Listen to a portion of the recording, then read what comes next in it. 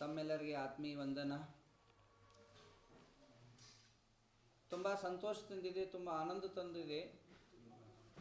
ಕೇಂದ್ರೀಯ ಗೃಹ ಮಂತ್ರಿ ಅಮಿತ್ ಶಹಾಜಿಯವರಿಗೆ ಭೇಟಿ ಸುಮಾರು 48 ಮಿನಿಟ್ ಭೇಟಿ ಚರ್ಚೆ ಆಗಿದೆ. ಅನೇಕ ಸಂದರ್ಭ, ಅನೇಕ ವಿಚಾರ, ಅನೇಕ ಇದ್ದಂಥ ವಿದ್ಯಮಾನ ಪರಿಸ್ಥಿತಿದ ಅವಲೋಕನ ಅವರು ಮಾಡಿದ್ರ. ಈ ನಿಯೋಗದ ಒಯ್ಯೋದ ಉದ್ದೇಶ ನಮ್ಮ ಭಾರತೀಯ ಸಂಸ್ಕೃತಿಯಲ್ಲಿ ಬದುಕುತ್ತಾ ಅಂತ ಅನೇಕ ಪ್ರಾಚೀನ ಮಂದಿರ, ಮಠ, ಸಂಸ್ಥಾನಗಳ ಮೇಲೆ ನಾಸ್ತಿಕರ ದಾಳಿ, ಅನೇಕ ವಿರೋಧಿಗಳ ಚಟುವಟಿಕೆ, ಷಡ್ಯಂತ್ರ ಈಗ ಆಗ್ತಾ ಬಂದಿದೆ. ಮುಂದೆ ಆಗಬಾರದು ಅಂತೇಳಿ ಒಂದು ಹೊಸ ಕಾನೂನು ರೂಪಿಸಬೇಕಂತೇಳಿ ನಾವು ಆತ್ಮೀಯ ನಿವೇದನೆ ಮಾಡ್ಕೊಂಡು ಹೋಗಿದ್ದು. ಯಾಕಂತೆ ಭಾರತೀಯ ಸಂಸ್ಕೃತಿಯಲ್ಲಿ ಇದು ಒಂದು ಧರೋಹರ, ಪ್ರಾಚೀನ ಒಂದು ಸಂಸ್ಕೃತಿ, ನಮ್ಮ ಭಾರತದ ಗೌರವ. ಆ ಗೌರವ ಷಡ್ಯಂತ್ರ ಮೂಲಕ ಹಾಳಾಗಬಾರ್ದ, ನಾಶ ಆಗಬಾರ್ದ. ಅನೇಕ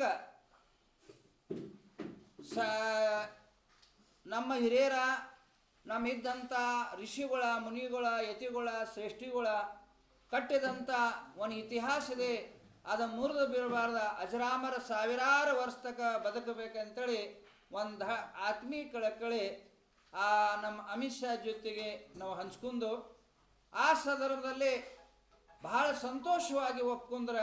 ಮತ್ತು ಮುಂದಿನ ದಿನಮಾನದಲ್ಲಿ ನಮ್ಮ ಭಾರತೀಯ ಸಂಸ್ಕೃತಿಯನ್ನು ಉಳಿಸುವ ಸಲುವಾಗಿ ಹೊಸ ಕಾನೂನನ್ನು ರೂಪಿಸ್ತೇವೆ ಅಂತೇಳಿ ನಮ್ಮ ಆಶ್ವಾಸವನ್ನು ಕೊಟ್ಟರೆ ತುಂಬ ಸಂತೋಷ ಮತ್ತು ಧನ್ಯವಾದ ಹೇಳುತ್ತೇನೆ.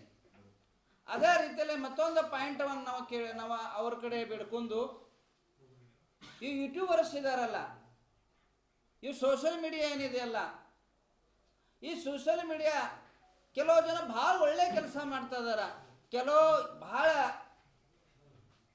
ಕೆಟ್ಟ ಶಬ್ದದಿಂದ ಅಪ್ರಚಾರ, ಯಾವ ಸಮಯದಲ್ಲಿ ಯಾರ್ದು ಏನು ಚೀರಹರಣ ಮಾಡ್ತಾರೋ ಗೊತ್ತಿಲ್ಲ, ಅವ್ರ ಬುನಿಯಾದಿ ಇಲ್ಲ, ಅವ್ರಿಗಿದ್ದಂಥ ಒಂದು ಆಧಾರ ಇಲ್ಲ.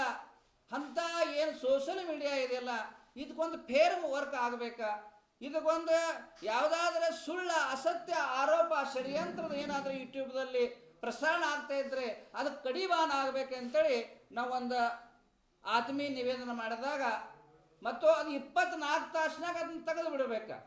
ಈ ಯಾರಾದರೂ ಒಂದು ಧರ್ಮ ಅಲ್ಲ, ಯಾವ ಧರ್ಮ್ಯಾಗ ಏನಾರ ಆರೋಪ ಆಯ್ತಾ, ಯಾವ್ರೇ ಒಂದು ಮನುಷ್ಯನ ಮ್ಯಾಗ ಯಾವುದೋ ಒಂದು ಆರೋಪ ಮಾಡಿದ, ಯಾರ ಒಂದು ಜಗಳ ಆಯ್ತಾ, ಜಂಜಾಟ ಆಯ್ತಾ, ಯಾರೋ ಒಂದು ಸಂಘರ್ಷ ಆಯ್ತಾ, ಒಂದು ವಿಡಿಯೋ ಮಾಡೋದೈತಿ, ಬಿಟ್ಟು ಬಿಡೋದೈತಿ. ಈ ರೀತಿಯಲ್ಲಿ ಬಿಟ್ಟಾಗ ಒಬ್ಬರು ಜೀವನ ಹರಣ ಆಗ್ತೈತಿ, ಒಂದು ಮಾನ ಹರಿಯಾದ ಆಗ್ತೈತಿ. ಆ ಮಾನ ಹರಿಯಾದಾಗ ಒಂದು ಕಡಿವಾಣ ಹಾಕಬೇಕಾ. ಆ ಸುಳ್ಳು ಸಾಬೀತಾದರೆ 24 ತಾಸಿನಾಗ ಅದು ಪೂರ್ಣತಃ ಸೋಷಿಯಲ್ ಮೀಡಿಯಾದೊಂದು ಔಟ್ ಆಗಬೇಕಂತೇಳಿ ಒಂದು ಭಾವನಾ ಬಿಡ್ಕೊಂಡಾಗ ಆತದಲ್ಲಿ ಗಹನ ಚಿಂತನೆ ಮಾಡ್ತಾ ಇದ್ದಾವ. ಮತ್ತು ಕೆಲವು ಸಮಯದಲ್ಲಿ ಅದನ್ನು ಶುದ್ಧ ಒಂದು ಒಳ್ಳೆ ರೀತಿಯಲ್ಲಿ ಒಂದು ಫ್ರೇಮೈಟ್ ಮಾಡಿ ಆ ಸೋಷಿಯಲ್ ಮೀಡಿಯಾಗ ಕಡಿವಾಣ ಹಾಕುವಂಥದ್ದು ಒಂದು ಕಾನೂನು ತರ್ತೇವೆ ಅಂತೇಳಿ ಒಂದು ಅವರ ನಮಗೆ ಆಶ್ವಾಸನವನ್ನು ನೀಡಿದ್ದಾರೆ. ಆಮೇಲೆ ಮತ್ತೊಂದು ಇದ್ದಂಥ ಏನಿದೆ, ಸಾಧು ಸಂತರ ಮೇಲೆ ಕಂಟಿನ್ಯೂ ನಿತ್ಯ ನಿರಂತರ ದಾಳಿ ಆಗ್ತಾ ಇದೆ. ಹಿಂದಿನ ಸಮಯದಲ್ಲಿ ಪಾಲಘರದಲ್ಲಿ ಆಯಿತಾ, ಕರ್ನಾಟಕದಲ್ಲಿ ನಮ್ಮ ಕಾಮಕುಮಾರ ಮುನಿಗಳದ ಮೇಲೆ ಹತ್ಯೆ ಆಯಿತಾ, ಅದೇ ರೀತಿಯಲ್ಲಿ ಮಧ್ಯಪ್ರದೇಶದಲ್ಲಿ ಜೈನ ಸಾಧು ಮ್ಯಾಗ ಹಲ್ಲೆ ಆಯಿತಾ. ಈ ನಿತ್ಯ ನಿರಂತರ ಸಾಧುಗಳ ಮ್ಯಾಗ ಏನು ಹಲ್ಲೆ ಆಗ್ತಾ ಇದ್ದಾವ, ಆದಿದ್ದಂಥ ಅದರ ಮ್ಯಾಗ ತಾವು ಸುರಕ್ಷಾ, ಸಾಧು ಸನ್ಯಾಸಿಗಳು ಸುರಕ್ಷಾ ನೀಡಬೇಕಾ. ಕೇಂದ್ರ ಗೌರ್ಮೆಂಟ್ದಿಂದ ಸಾಧುಗಳ ಅಂದರೆ ನಮ್ಮ ಭಾರತೀಯ ಸಂಸ್ಕೃತಿಯಲ್ಲಿ ಸಾಧುಗಳದ ಸಾಕಷ್ಟು ಯೋಗದಾನ ಇದೆ, ಸಾಧುಗಳ ಸಾಕಷ್ಟು ಶ್ರಮ ಇದೆ. ನಮ್ಮ ಭಾರತ ಕಟ್ಟು ಸಲುವಾಗಿ, ಭಾರತದ ಅಭಿವೃದ್ಧಿ ಸಲುವಾಗಿ ಹೇಗೆ ಒಂದು ಅನೇಕ ಮಹಾಪುರುಷರಿದ್ದರ, ಅದರ 2ನೇ ಭಾಗ ಅಂದರೆ ನಮ್ಮ ಸಾಧು ಸಂತರ. ಆ ಸಾಧು ಸಂತರದ ಇದ್ದಂಥ ಸಹಕಾರ ತುಂಬ ಇದೆ. ಅವ್ರು ಯಾವ ಪ್ರಕಾರ ಅಪ್ರಚಾರ ಆಗಬಾರ್ದ, ಅವರು ಸುರಕ್ಷಾ ಕೊಡಬೇಕಾದಾಗ ಅವರು ಒಪ್ಕೊಂಡ್ರೆ ಏನು ತೊಂದರೆ ಇಲ್ಲ. ಇದ್ರ ಬಗ್ಗೆ ನಾವು ಒಳ್ಳೆ ರೀತಿಯಲ್ಲೇ ನಿಮಗೆ ಸಾಧು ಸಂತರ ಮ್ಯಾಗ ಯಾವ ಪ್ರಕಾರ ತೊಂದರೆ ಬರುವುದಂಗೆ ನಾವು ನೋಡ್ಕೋತೇವೆ ಅಂತೇಳಿ ಒಂದು ಆಶ್ವಾಸನೆ ಕೊಟ್ರ. ಅದರ ಜೊತೆಯಲ್ಲಿ ಸನಾತನ ಏನು ಸಂಸ್ಕೃತಿ ಇದೆ, ಸನಾತನ ಧರ್ಮಸ್ಥಳದಾಗೆ ಮಾತು ಕೊಟ್ಟಾಗ ಧರ್ಮಸ್ಥಳದ ಸಂದರ್ಭದಲ್ಲಿ ಹಿಂಗೆ ಷಡ್ಯಂತ್ರ ಆಗ್ತಾ ಇದೆ, ಹಿಂಗೆ ಅವ್ರ ಮೇಲೆ ಆರೋಪ ಆಗಿದೆ. ಈ ರೀತಿಯಲ್ಲೇ ನಮ್ಮ ಭಾರತ ದೇಶದಾಗ ಇಂಥ ಷಡ್ಯಂತ್ರ ದೇಶದಲ್ಲಿ ಎಲ್ಲಿ ಆಗಿಲ್ಲ. ಯಾಕಂದರೆ ಮಹಾಭಾರತ ಕಾಲದಲ್ಲಿ ಹಂಗೆ ಲಾಕ್ಷಾಗ್ರ ಆಗಿ ಒಂದು ಪಾಂಡವರನ್ನ ಸುಡುವಂಥ ಪ್ರಯತ್ನ ಮಾಡ್ರು. ಇಲ್ಲಿ ಇದ್ದಂಥ ನಮ್ಮ ಮಂಜುನಾಥ್ ಅಂತ ದೇವಸ್ಥಾನ ರಕ್ಷಕರಾಗಲಿ, ಪೂಜಕರಾಗಲಿ, ಅವರ ಇದ್ದಂಥ ನಂಬಿ ಭಕ್ತರಾಗಲಿ, ಅವ್ರ ಭಕ್ತರ ಭಾವನಾವನ್ನು ಸುಡುವಂಥ ಪ್ರಯತ್ನ ಆಗಿದೆ. ಅದ್ರ ಬಗ್ಗೆ ತುಂಬ ಅವ್ರಿಗೆ ನಾವು ತಿಳಿಸಿ ಹೇಳಿದಾಗ ಅವ್ರು ಅಂದರು, ನಂಗೆ ಗಮನಕ್ಕಿದೆ, ನಾನು ನೋಡ್ತಾ ಇದ್ದೇನೆ ಸರ್ಕಾರ ಕಡೆ. ನಾನು ಮೊದಲು ಈಗ 2 ಸಭೆ ರಿಪೋರ್ಟ್ ತರಿಸ್ಕೊಂಡೇನೆ. ಆಲ್ರೆಡಿ ನಮ್ಮ ಕೇಂದ್ರ ಸರ್ಕಾರದಿಂದ ರಾಜ್ಯ ಸರ್ಕಾರಕ್ಕೆ ನಾನು ರಿಪೋರ್ಟ್ ತರಿಸ್ಕೊಂಡಿದ್ದೇನೆ. ಒಳ್ಳೆಯ ರೀತಿಯಲ್ಲಿ ನಾನು ನೋಡ್ತಾ ಇದ್ದೇನೆ. ಅದೇ ರೀತಿಯಲ್ಲಿ 8ನೇ ತಾರೀಕು ವೀರೇಂದ್ರ ಹೆಗಡೆಯವರನ್ನು ಭೇಟಿ ಮಾಡ್ತೇನೆ, ಕರೆಸಿದ್ದೇನೆ. ಮತ್ತು ಅದ್ರ ಬಗ್ಗೆ ಒಳ್ಳೆಯ ರೀತಿಯಲ್ಲಿ ಒಂದು ತೀರ್ಮಾನ ತಗೋತೇನೆ. ಯಾವ ಪ್ರಕಾರ ನೀವು ಭಯ ಪಡ್ಕೋಬೇಡ್ರಿ, ಯಾವ ಪ್ರಕಾರ ನೀವು ಧೈರ್ಯ ಕೊಡ್ಕೋಬೇಡ್ರಿ, ನಿಮ್ಮ ಜೊತೆಗೆ ನಾವು ಇದಾವು. ನೀವು ರಾತ್ರಿ 12 ಗಂಟೆಗೆ ನಮ್ಗೆ ಮತ್ತೊಂದು ಮಹತ್ವ ಇದೆ ಅಂತೇನೆ. ಈಗ ಹೆಂಗೆ ಈಗ ಯಾರಾದರೆ ಮಂದಿರ ಮ್ಯಾಗ ಆರೋಪ ಮಾಡ್ರಿ, ಮಂದಿರ ಧ್ವಂಸ ಆಗಲಿ, ಮಂದಿರ ಮ್ಯಾಗ ಆರೋಪ ಆಗಲಿ, ಅದು ಅವ್ರು ಯಾರಾದ್ರೂ ಇಂಥ ಷಡ್ಯಂತ್ರಕಾರಿದಾರ ಮ್ಯಾಗ ಅವ್ರ ಮ್ಯಾಗ ಧಾರ್ಮಿಕ ತೇಜಾವಧಿ ಯಾರು ಮಾಡ್ತಾರ ಅಂಥವ್ರ ಮ್ಯಾಗ ಖಡಕ್ ಕಾನೂನು ತರಬೇಕು. ಯಾವ ಧರ್ಮ ಆಗಲಿ, ಎಲ್ಲ ಧರ್ಮ ಮ್ಯಾಗ ಹಳಿ ಧರ್ಮ ಸಂಸ್ಕೃತಿಯನ್ನು ಉಳಿಸೋ ಸಲುವಾಗಿ ಅದನ್ನ ನಾಶ ಮಾಡುವಂಥ ಯಾರ ಜನ ಇದ್ದಾರ ಅವ್ರ ಅಟ್ರಾಸಿಟಿ ಹೆಂಗೆ ಕಾನೂನು ಇದೆಯಲ್ಲ ಅಂಥ ಕಾನೂನು ತರಬೇಕಂತೇಳಿ ನಾವು ಆಗ್ರಹ ಮಾಡಿದ್ವು. ಅದಕ್ಕೆ ಬಗ್ಗೆ ಅವ್ರು ಹೇಳಿದ್ರು, ನಾವು ಪೂರ್ಣತಃ ನಿಮ್ಮ ಬಗ್ಗೆ ನಿಮ್ಮ ಮಾತಿಗೆ ಸಹಮತಿ ಇದ್ದಾವ, ಮುಂದಿನ ದಿನಮಾನಲೇ ಅಂಥ ಕಾನೂನು ತರುವಂಥ ವ್ಯವಸ್ಥೆ ಮಾಡ್ತಾ ಇದ್ದಾವೆ ಅಂತಂದ್ರೆ. ಈಗ ಮೂವರ ಜೊತೆಗೂ ಪ್ರತ್ಯೇಕವಾಗಿ ಸಭೆ ಆಗಿದೆ, ಬೇರೆ ಬೇರೆ ಸಭೆ ಆಗಿದೆ. ಈ ಧರ್ಮಸ್ಥಳ ವಿಚಾರದಲ್ಲಿ ನೋಡಿದಾಗ ಈಗ ಧರ್ಮಸ್ಥಳದ ಮೇಲೆ ಆರೋಪ ಏನು ಮಾಡ್ತಾ ಇದ್ದಾರೆ ಅವರೆಲ್ಲರೂ ಕೂಡ ಬಿಜೆಪಿ ಮತ್ತು ಸಂಘ ಪರಿವಾರದಿಂದ ಬಂದವರು ಅನ್ನೋದು ಈ ಹಿನ್ನೆಲೆ ನೋಡಿದಾಗ ಹಿಂದೂ ಧರ್ಮದಿಂದ ಜೈನ ಧರ್ಮದ ಮೇಲೆ ದಬ್ಬಾಳಿಕೆ ಆಗ್ತಾ ಇದೆ ಅಂತ ಅನ್ಸುತ್ತಾ ಸರ್? ಇಲ್ಲ, ಹಂಗೇನ. ಆಮೇಲೆ ಈ ಷಡ್ಯಂತ್ರದಿಂದ ಮಂಗೇಶ್ ಬೆಂಡೆ ಅವರ ಕೈವಾಡ ಇದೆ ಅಂತ ಆರೋಪ ಇತ್ತು. ಅಲ್ಲ, ಈಗ ಇದಕ್ಕೆ ಪೂರಕವಾಗಿ ತಿಮುರೋಡಿ, ಇವರು ಮಟ್ಟಣ್ಣವರು, ಇವರೆಲ್ಲರೂ ಕೂಡ ಸಂಘ ಪರಿವಾರ ಬಿಜೆಪಿಯಿಂದ ಇದ್ದವರು, ಜೊತೆಗೆ ಇದ್ದವರು, ಕೆಲವು ಕಾಲ ಬಿಜೆಪಿ ಒಳಗೆ ಇದ್ದವರು. ನೋಡ್ರಿ, ಕೆಲವು ಕಾಲ ಇದ್ದಿರ್ಬೇಕಾ, ಈಗಲೂ ಇದ್ದಿರ್ಬೇಕಾ. ಅದ್ರ ಬಗ್ಗೆ ಬಿಜೆಪಿ ಮತ್ತು ಕಾಂಗ್ರೆಸ್ದ ಬಗ್ಗೆ ನಾ ಮಾತಾಡೋದಿಲ್ಲ. ಏನು ಆರೋಪದ ಷಡ್ಯಂತ್ರ, ನಿಮ್ಮ ಮನ್ಯಾಗ 2 ಮಂದಿ ಇದ್ದಾರೆ, ಒಂದು ರಾಷ್ಟ್ರದಲ್ಲಿ ಹೋಗ್ಬೋದು, ಒಂದು ರಾಷ್ಟ್ರದಲ್ಲಿ ಹೋಗ್ಬೋದು. ಅವ್ರ ಸ್ವತಂತ್ರ ವೈಯಕ್ತಿಕ ವಿಚಾರಗಳು, ಎಷ್ಟೋ ಸ್ಟೇಟ್ಮೆಂಟ್ಗಳು ಇರ್ತಾವೆ. ಅವರ ಒಬ್ಬ ಬಿಜೆಪಿ ಇದ್ದಾವ ತನ್ನ ಸ್ಟೇಟ್ಮೆಂಟ್ ಬೇರೆ ಕೊಡ್ತಾನೆ. ವೈಯಕ್ತಿಕ ಏನಾರ ಆಗಿರಬೇಕು, ವೈಯಕ್ತಿಕ ವಿಚಾರದಲ್ಲಿ ಹೋಗ್ಬೇಕು. ಅದರ ಅರ್ಥ ಬಿಜೆಪಿನೇ ಮಾಡಿಸ್ತಾ ಇದೆ ಅಂತ ಅರ್ಥ ಇಲ್ಲ. ಇವರು ತಿಮುರೋಡಿ ಅವರು ಮಾತಾಡೋದು, ಇವರೆಲ್ಲ ಮಾತಾಡೋದು ಹಿನ್ನೆಲೆ ಬ್ಯಾಕ್ಗ್ರೌಂಡ್ ನೋಡಿದಾಗ ನಾನು ಹಿಂದೂ, ನಾನು ಸಂಘ ಪರಿವಾರದಿಂದ ಬಂದವನು, ಇಷ್ಟೆಲ್ಲ ಹೇಳ್ಕೊಂಡೆ ಅವ್ರು ಸ್ಟೇಟ್ಮೆಂಟ್ ಕೊಡ್ಬೇಕಾದ್ರೆ ಹಿಂದೂ ಧರ್ಮದಿಂದ ಜೈನ ಧರ್ಮದ ಮೇಲೆ ದಬ್ಬಾಳಿಕೆ ನಡೀತಾ ಇದೆ. ಹಾಗೇನಿಲ್ಲ, ಹಾಗೇನಂಗೇನು ಅನಿಸಿಲ್ಲ. ಹಿಂದೂ ಧರ್ಮದ ನೋಡ್ರಿ, ನಾವು ಜೈನ ಧರ್ಮಕ್ಕೆ ಯಾರೂ ನಾವು ಪ್ರತ್ಯಾಶೆ ಇಲ್ಲ, ನಮ್ಮ ಮ್ಯಾಗ ಯಾರೂ ದಬ್ಬಾಳಿಕೆ ಮಾಡಿಲ್ಲ, ನಮ್ಮ ಮ್ಯಾಗ ಯಾವ ದಬ್ಬಾಳಿ ಮಾಡುವಂಥ ನಂಗೆ ಕಂಡು ಬರ್ತಾ ಇಲ್ಲ. ಮತ್ತು ಅವರ ಹೋರಾಟ ಇರಬೇಕು. ಹೊರತುಪಡಿಸಿ ಅದರ ಇದ್ದಂಥ ಯಾರಿಗೂ ಟಾರ್ಗೆಟ್ ಆಗಬಾರ್ದು. ವೈಯಕ್ತಿಕ ಇದ್ದಂಥ ಹೆಗಡೆಯವ್ರ ಬಗ್ಗೆ, ವೈಯಕ್ತಿಕ ಹೆಗಡೆಯವರ ಪರಿವಾರ ಬಗ್ಗೆ ಅವಾಚ್ಯ ಶಬ್ದವನ್ನು ಮಾಡಬಾರ್ದು. ಅದಕ್ಕೆ ಬಗ್ಗೆ ನಾನು ಖಂಡಿಸ್ತೇನೆ. ಮತ್ತು ನೀವೇನು ಹೇಳ್ತಾ ಇದ್ದೀರಿ, ಹಿಂದೂ ಧರ್ಮದಿಂದ ಜೈನ ಧರ್ಮ ಟಾರ್ಗೆಟ್ ಆಗ್ತಾ ಇದೆ, ಅದ್ರ ಪ್ರಕಾರ ನನಗೇನು ಹಂಗಿಲ್ಲ. ಯಾಕಂದರೆ ಹಿಂದೂ ಧರ್ಮ ನಾವು ಒಂದು ಅಣ್ಣ ತಮ್ಮರ ಗತಿ ಇದ್ದಾವೆ. ಯಾಕಂದರೆ ನೀವು ನಮ್ಮ ಪ್ರಥಮ ತೀರ್ಥಂಕರ ಆದಿನಾಥ ತೀರ್ಥಂಕರದ ಚರಿತ್ರೆ ಮತ್ತು ಮಹಾದೇವಿ ಚರಿತ್ರೆ ನೋಡಿ ಸಮಕಾಲ ಕಾಣ್ತಿತ್ತು. ಹೆಂಗೆ ನಂದಿ ಬೈಲ ಇದ್ದಂಥ ಶಿವನ ಒಂದು ಚಿನ್ನ ಆತ್ಮಕ್ಕಿದೆ. ಅದೇ ರೀತಿಯಲ್ಲಿ ನಮ್ಮ ಆದಿನಾಥ ಭಗವಂತ ಆದಿನಾಥದ ಇದ್ದಂಥ ಬೈಲ ನಂದಿ ಚಿನ್ನ ಇದೆ. ಯಾವ ರೀತಿಯಲ್ಲಿ ತ್ರಿಶೂಲ್ ಇದೆ. ಆ ತ್ರಿಶೂಲ್ ಹೆಂಗಿದೆ ಹಂಗೆ ಇದ್ದಂಥ ನಮ್ಮ ಆದಿನಾಥರ ಸಮ್ಯಕ್ ದರ್ಶನ ಜ್ಞಾನ ಚಾರಿತ್ರ ತತ್ವ ಮೂಲಕ ರತ್ನತ್ರಯ ಸ್ವರೂಪ ನಾವು ಸ್ವೀಕಾರ ಮಾಡಿದಾವ. ಅದೇ ರೀತಿಯಲ್ಲಿ ಭಗವಂತ ಆದಿನಾಥರದ ಮುಕ್ತಿ ಮೋಕ್ಷ ಕೈಲಾಸ ಪರ್ವತ ಇದೆ. ಅದೇ ರೀತಿಯಲ್ಲಿ ಶಿವನ ನಿವಾಸ ಕೈಲಾಸ ಇದೆ. ಆದ ಕಾರಣ ಧಾರ್ಮಿಕ ತತ್ವ ದೃಷ್ಟಿಯಿಂದ ಅನೇಕ ಧಾರ್ಮಿಕ ವಿಚಾರಧಾರ ಹಿಂದೂ ಮತ್ತು ಜೈನರ ಒಂದದ ಗತಿ ಕಂಡು ಬರ್ತದೆ. ಅದು ನೀವು ತಿಳಿದವರು ಗುರುಗಳ ನಿಮ್ಗೆ ಅರ್ಥ ಆಗತ್ತೆ ಎಲ್ಲ ಅಂತೇಳಿ. ಬಟ್ ಅಲ್ಲಿ ಜನರ ಮೆಂಟಾಲಿಟಿ ಏನಂತಂದ್ರ ಹಿಂದೂ ದೇವಸ್ಥಾನವನ್ನ ಜೈನರ ಆಡಳಿತಕ್ಕೆ ಯಾಕೆ ಕೊಡಬೇಕು?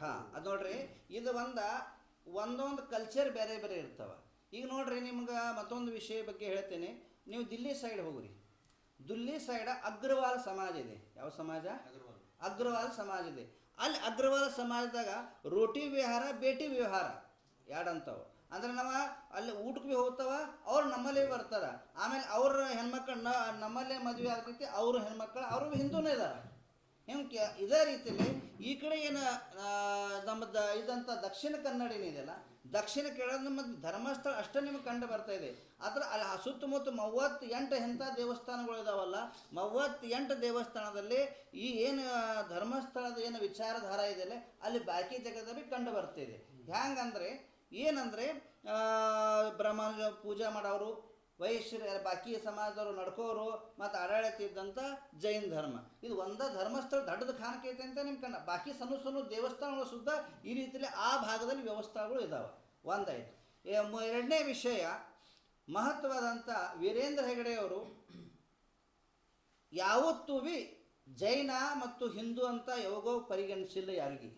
ಯಾಕಂದರೆ ಇಡೀ ಅಲ್ಲಿ ಇದ್ದಂಥ ತಮ್ಮ ಜೀವನ ಕಾಲದಲ್ಲಿ ಎಷ್ಟು ಗುಡಿ ಗಂಡಾರಗಳು ಇದಾವಲ್ಲ, ಒಂದಲ್ಲ ಎರಡಲ್ಲ 700 ಗುಡಿ ಗಂಡರುಗಳಿಗೆ ನಿರ್ಮಾಣ ಮತ್ತು ವ್ಯವಸ್ಥೆಗಳು ಮಾಡಿದರು. ಆದರೆ ನಮ್ಮ ಜೈನರಿಗೆ ಅವರ 700 ಅಲ್ಲ, ಒಂದು 10 ಭೀ ಉದ್ಧಾರ ಮಾಡಿಲ್ಲ. 10 ಭೀ ಉದ್ಧಾರ ಮಾಡಿಲ್ಲ. ಆದರೆ ಸರ್ವಧರ್ಮ ಸಂಭಾವದಾಗ ಎಲ್ಲರಿದ್ದು ಇಡೀ ಜಗತ್ತಿನಾಗ ಎಷ್ಟೆಷ್ಟು ಕರ್ನಾಟಕದಾಗ ಯಾರ್ಯಾರು ಅವ್ರ ಕಡೆ ಬೆಡ್ಕೋತ ಹೋಗಿದರು, ಯಾರ್ಯಾರು ದಾನ, ಮದುವೆ ಸಲುವಾಗಿ ಆಗಲಿ, ಶಿಕ್ಷಣ ಸಲುವಾಗಿ ಆಗಲಿ, ಕೆರೆ ಸಲುವಾಗಿ ಆಗಲಿ, ಅದೇ ರೀತಿಯಲ್ಲಿ ಅನೇಕ ವ್ಯವಸ್ಥಾ, ಸಾಮಾಜಿಕ ವ್ಯವಸ್ಥಾ ಬಗ್ಗೆ ಯಾವ ಜಾತಿಯವರು ಸುದ್ದ ಅವಯವ ಕೊಟ್ಟಿದ್ದರು. ಅವ್ರ ಜೀವನದಾಗ, ಅವ್ರ ನಡವಳಿಕೆದಾಗ ಯಾವತ್ತೂ ಭೇದ ಭಾವ ಇಲ್ಲ, ಮಾನವೀಯತೆ ಮಾತ್ರ ಅವರಲ್ಲಿ ಕಣ್ಣದಾಗಿದೆ. ಇದೇ ಸಹಿಸ್ಕೊಳ್ಳೋಕ್ಕಾಗ್ತಾ ಇಲ್ಲ ಅಂತ ಈ ಹೋರಾಟಗಾರರಿಗೆ ಅದು ಅವರವ್ರ ಮೆಂಟಲಿಟಿ ಇದೆ. ಅದಕ್ಕೇನು ಯಾರೂ ಮಾಡೋಕ್ಕಾಗ್ತಾ ಇಲ್ಲ. ನೋಡ್ರಿ, ನಮ್ಮ ವಿಚಾರದಾರ ನಮ್ಮ ಪರವಾಗಿ, ಅವ್ರ ವಿಚಾರದಾರ ಅವ್ರ ಪರವಾಗಿ. ಮತ್ತೊಂದೇನಿದೆ, ಮನುಷ್ಯ ಇದ್ದಂಥ ಯಾಳ್ಯಾಕೆ ಒಳ್ಳೆ ಕೆಲಸ ಮಾಡ್ತಾರೆ, ಶುಭ ಕಾರ್ಯಾಣಿ ಬಹು ವಿಘ್ನಾನಿ. ಒಳ್ಳೆಯ ಕೆಲಸ ಮಾಡುವಾಗ ಆರೋಪ ಸಹಜವಾಗಿದೆ. ಈಗ ನೀವು ನೋಡ್ರಿ, ಈಗ ನಿಮ್ಗೆ ಈಗ ಉದಾಹರಣೆ ಹೇಳ್ತೇನೆ. ಈಗ ನಾವು ಅಮಿತ್ ಶಾಗ ಭೇಟಿ ಆಗಿದ್ದಾವ. ಈಗ ಇಂಥ ಒಳ್ಳೆ ಕೆಲಸ ಮಾಡಿದರೆ ಮಠಗಳ ರಕ್ಷಣೆ ಆಗಲಿ, ಜೀವನವನ್ನು ರಕ್ಷಣೆ ಆಗಲಿ, ಸಂಸ್ಕೃತಿವನ್ನ ರಕ್ಷಣೆ ಆಗಲಿ ಅಂತ ನಾವು ಭಾವನೆ ಬಿಡ್ಕೋದಲ್ಲ. ಅದಕ್ಕೆ ಕ್ವಶನ್ ಕೇಳೋರು ಭೀ ಅದು 100 ಮಂದಿ ತಯಾರಾಗ್ತಾರೆ. ಏನೂ ಮಾಡ್ಲಾದ್ರೆ ಏನಾಗೋದಿಲ್ಲ. ಒಳ್ಳೆ ಕೆಲಸ ಮಾಡಿದಾಗ 100 ಕ್ವಶನ್ ಆಗ್ತಾವ. ಗಂಗಾ ಅವ್ರವ್ರ ವಿಚಾರಧಾರೆಗಳ ಅವ್ರವ್ರಿಗೆ ಬಿಟ್ಟ ವಿಷಯ. ನಮ್ಮ ಕೆಲಸ ಮಾಡೋದು ನಮ್ಮ ಕರ್ತವ್ಯ, ನಮ್ಮ ಧರ್ಮ. ಈಗ ಹಿಂದಕ್ಕೂ ಸ್ವಾಮಿಗಳ ಮೇಲೆ ಹಲ್ಲೆ ಆದಾಗ ನೀವು ಸಾಧು ಸಂತರಿಗೆ, ಸನ್ಯಾಸಿಗಳು ಅದಕ್ಕೇನು ಮುಗಿಸ್ಬಿಡ್ತೀರಿ. ಈಗಲೂ ಆಯ್ತು. ಈಗ ನೀವು ಮಠ ಮಾನ್ಯಗಳಿಗೆ ರಕ್ಷಣೆ ಕೊಡ್ರಿ, ಮತ್ತು ಧಾರ್ಮಿಕ ಸಂಸ್ಥೆಗಳು ತೆರವುಗೊಳಿಸಿ ಮಾಡೋದು ಪ್ರತ್ಯೇಕ ಕಾನೂನು ತಂದ್ರಿ. ಕೇಂದ್ರ ಸರ್ಕಾರ ಕಾನೂನು ತರಲಿಲ್ಲ ಅಂತಂದ್ರೆ ಮುಂದೆ ನಡೆ ಹೆಂಗಿರುತ್ತೆ? ನೋಡ್ರಿ, ನಾ ಹಿಂದಿನ ಸಮಯದಲ್ಲಿ ಜಿ ಪರಮೇಶ್ವರ್ ಬಂದಾಗ ನಾ ಏನು ಅಪೇಕ್ಷೆ ಮಾಡ್ಕೋತೀನಿ, ಸಾಧು ಸಂತರ ರಕ್ಷಣೆ ಸಲುವಾಗಿ ಅವ್ರು ಸಾಧು ಸಂತ ರಕ್ಷಣೆ ಕೊಟ್ಟಿದ್ದಾರೆ. ಮತ್ತು ಅದೇ ರೀತಿ ಕೇಂದ್ರ ಸರ್ಕಾರವೇ ಎಲ್ಲಿ ಕರ್ನಾಟಕ ಅಲ್ಲ, ಕರ್ನಾಟಕ ಹೊರತುಪಡಿಸಿನ ಯಾಳಕ್ಕೆ ನಾನು ಆವಾಜ್ ಎತ್ತೀನಿ, ಸಾಧುಗಳ ಮೇಲೆ ಹಲ್ಲೆ ಆಗ್ತಾ ಇದೆ, ಸಾಧುಗಳು ರಕ್ಷಣೆ ಕೊಡಬೇಕಾ. ಇನ್ನು ದೇಶದಾಗ ಯಾವ ಮೂಲೆಯಾಗ ಯಾವ ಸ್ವಾಮಿಗಳು ಯಾಳಕ್ಕೆ ಕೇಳ್ತಾರಲ್ಲ, ತುರಂತ ರಕ್ಷಣೆಗಳು ಸಿಗ್ತಾ ಇದಾವೆ. ಕರ್ನಾಟಕದ ಜಿ ಪರಮೇಶ್ವರ್ ರಕ್ಷಣೆ ಕೊಡ್ತಾ ಇದೆ. ನನಗೆ ನೋಡ್ರಿ, ನನ್ನ ಸುರಕ್ಷೆ ಏನಾತಕ ಇದೆ. ಕೊಡೋದಲ್ಲ, ಇಲ್ಲ ಆಲ್ರೆಡಿ ಕೊಡ್ತಾ ಇದ್ದಾರೆ. ನಾವು ಕೇಳೋದು ಅವಶ್ಯಕತೆ ಇಲ್ಲ. ಆಲ್ರೆಡಿ ಅವ್ರ ಸೆಕ್ಯೂರಿಟಿ ಕೊಟ್ಟೆ ಆಗಿದೆ. ಅದ್ರ ಬಗ್ಗೆ ಯಾವ ಮಾತಿಲ್ಲ. ಇನ್ನೇನು ಕೇಳ್ತಾ ಇದನ್ನಲ್ಲ, ಅದು ಭೀ ಶುದ್ಧ ಮತ್ತಿಷ್ಟು ಸುರಕ್ಷೆ ವಾಡಿಸ್ರಿ ಅಂತ ಕೇಳ್ತದೆ. ಆಲ್ರೆಡಿ ಕೊಟ್ಟಿದಾರ, ಅದಕ್ಕೆ ಸಾಕಾಗ್ತಾ ಇಲ್ಲ. ಅದನ್ನ ಅಭಿವೃದ್ಧಿ ಆಗ್ರಿ ಅಂತ ನಾನು ರಿಕ್ವೆಸ್ಟ್ ಮಾಡಿದ್ದೀನಿ. ಕೇಂದ್ರ ಸರ್ಕಾರ ಈಗ ಅಮಿತ್ ಶಾ ಅವರು ಭರವಸೆ ಕೊಟ್ಟಿದ್ದಾರೆ. ಇಷ್ಟ ದಿನದೊಳಗೆ ಏನಾದರೂ ಕಾನೂನು ತರ್ತೀವಿ ಹೇಳಿದ್ದಾರೆ? ಇಲ್ಲ, ಅವರ ತಾರೀಖಿನಿಗೆ ಕೊಟ್ಟಿಲ್ಲ. ಕೆಲವು ದಿವಸ ಅಂತ ಶಬ್ದ ಕೊಟ್ಟಿದ್ದಾರೆ. ರಾಜಕಾರಣ ನಡೀತಿರೋದೇ ಧರ್ಮದ ಆಧಾರದ ಮೇಲೆ. ಹೌದು, ಒಂದು ಧರ್ಮವನ್ನು ಟೀಕಿಸಿ ಇನ್ನೊಂದು ಧರ್ಮ ವ್ಯಕ್ತಿಗಳು ಮಾಡ್ತಾ ಇದ್ದಾರೆ. ಅಂತ ಸಂದರ್ಭದಲ್ಲಿ ಈ ಧರ್ಮದ ಮೇಲೆ, ಧಾರ್ಮಿಕ ಸಂಸ್ಥೆಗಳ ಮೇಲೆ ದೌರ್ಜನ್ಯ ಆದರೆ ತಡೆ ಕಾಯ್ದೆನ ತರತರ ಭರವಸೆ ಇದೆಯಾ? ನೋಡ್ರಿ,